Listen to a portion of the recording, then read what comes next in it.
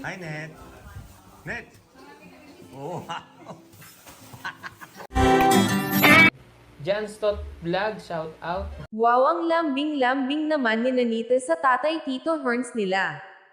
Janstock Vlog ang inyong ka-cute, muli pong nagbabalik upang magbigay mixing reaction video at panoorin po ang kabuuan sa vlog ni Tito Herns.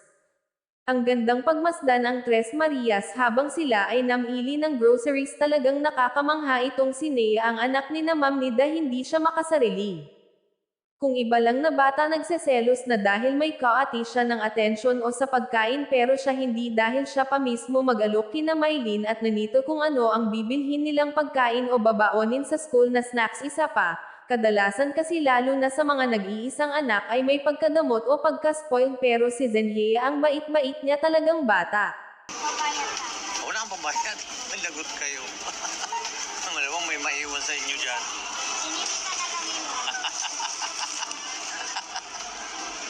Sino iwanan? Sino iwanan natin? Sino iwanan? Sino iwanan dyan? Wala pala pambayad yung mga yan.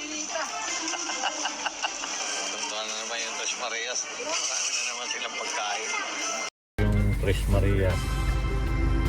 Kakain na ng ice cream. Bawal ang, alam ko, bawal ang ice cream sa mga bagong bunot eh. Ha? Saka yung bagong pasta. Hindi pala. Peace.